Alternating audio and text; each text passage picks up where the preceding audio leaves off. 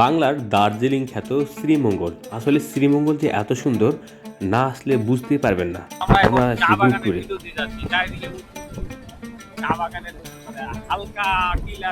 আমার পিছনে আছে দুটো ওয়াও ওয়াও ওয়াও ওয়াও।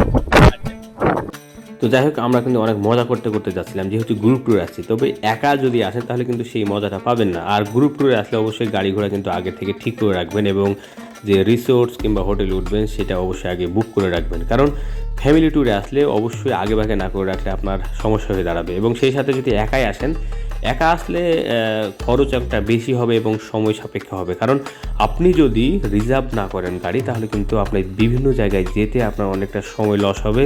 গাড়ি ঘোড়া পেতে বেগ পেতে হবে, সব এলাকায় লোকাল গাড়ি চলে না, এবং এই সব এলাকায় আপনি অটো সিএনজি ছাড়া অন্য কোনো কিছুই পাবেন না। সেক্ষেত্রে আপনার অনেকটা কোস্ট বেড়ে যাবে। সেজন্য এই শ্রীমঙ্গল এবং সিলেট এলাকায় আসলে অবশ্যই গ্রুপ ট্যুরে আসতে হবে, তাহলে আপনার খরচ সময় দুটোই বেঁচে যাবে। তো যাই হোক, যারা বিভিন্ন এলাকা থেকে আসতে চান তারা আসতে পারবেন। বিশেষ করে ঢাকা থেকে আসতে চাইলে আপনি ট্রেন যোগে আসতে পারবেন মাত্র 300 টাকা দিয়ে। ঢাকা থেকে শ্রীমঙ্গল ভাড়া 300 টাকা, নন এসি ভাড়া। এবং সেখান থেকে এসে অবশ্যই যে রিসোর্টে উঠবেন সেটা আগে ভাগে ঠিক করে রেখে সেই রিসোর্টে এসে আপনারা চাইলে আগে ভাগে গাড়ি ঠিক করে রাখতে পারেন, তাহলে বেশি ভালো হবে। এবং রিসোর্টে যে এটা থাকবেন সেখানে বললেও আপনাদের গাড়ির ব্যবস্থা করে দেবে, এবং কথা বলে দরদাম করে আপনারা সুন্দর মতো গাড়ি পেয়ে যাবেন। তবে যারা একা আসতে চান তারা খুব সহজে খুব কম খরচে ঘুরতে পারবেন, তবে সময়টা একটু বেশি নেবে এই কারণে যে আপনার গাড়ি ঘোড়ার বিষয় রয়েছে। তো যাই হোক, আমরা এখন যাচ্ছি শ্রীমঙ্গল শহর থেকে সোজা পূর্ব দিকে যে গ্র্যান্ড সুলতান রয়েছে, সেই গ্র্যান্ড সুলতান কিন্তু বাম পাশেই রয়েছে। আমি এখন গ্র্যান্ড সুলতানের সামনে দিয়ে যাব, এবং সেখান থেকে সরাসরি আমরা যাচ্ছি সেই নূরজাহান টি গার্ডেন, যেটা হচ্ছে শ্রীমঙ্গলের অন্যতম পর্যটন স্পট। বাংলাদেশের দার্জিলিং খ্যাত এই শ্রীমঙ্গলের এই অপরূপ সৌন্দর্য যদি না দেখেন তাহলে হয়তো বা বিশ্বাসই হবে না যে বাংলাদেশে এত সুন্দর সুন্দর জায়গা রয়েছে। আসলে নিজ চোখে না দেখা আর হচ্ছে ভিডিওতে দেখা, এটার মধ্যে পার্থক্য অনেক রয়েছে। তবে আমরা যারা বিদেশে ভ্রমণ করি তারা অবশ্যই আগে দেশটাকে দেখা উচিত এবং দেশের সম্পর্কে ধারণা পাওয়া উচিত। কারণ আমাদের দেশে এমন কিছু জায়গা রয়েছে যেগুলো আমরা দেখি না।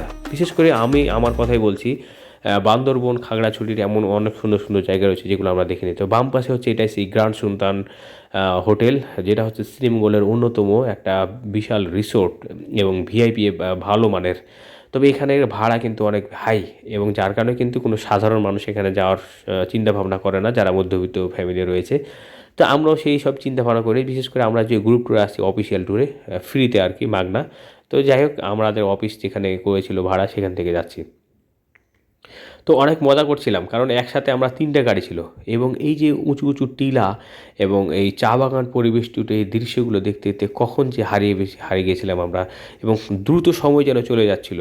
তো যাই হোক, আপনারা যারা শ্রীমঙ্গলে আসবেন তারা এই দৃশ্যগুলো দেখতে ভুলবেন না। তো আমরা এখন এই গ্র্যান্ড সুলতানের সামনে দিয়ে যাচ্ছি, যে বাম পাশে দেখুন গ্র্যান্ড সুলতান, এবং এখান থেকে সোজা আমরা যাচ্ছি নূরজাহান টি গার্ডেন। এরপর যাবো মাধবপুর লেক, এবং আগের ভিডিওগুলো যেগুলো দিয়েছে আমার আরেকটা চ্যানেলে সেগুলো দেখার আমন্ত্রণ রইল। আমি সে আব্দুল গাফার BD24-এ সেই চ্যানেলটিতে দেখার আমন্ত্রণ রইল। কীভাবে আসবেন এবং কত টাকা খরচ হবে, কোথায় কোথায় থেকেছি, সম্পূর্ণ ডিটেলস পেয়ে যাবেন। তারপর এই ভিডিওটি কেমন লাগলো আমার মতামত জানিয়ে দিন। পরবর্তী ভিডিও দেখার আমন্ত্রণ রইল। আর শেষ পর্যন্ত দেখার জন্য অনেক অনেক ধন্যবাদ। পরবর্তী ভিডিওর সাথে থাকুন, দেখতে থাকুন। আর সাবস্ক্রাইব না করে থাকলে সাবস্ক্রাইব করে সাথে থাকুন। Thank you so much for watching. আপনার মতামত জানাতে ভুলবেন না।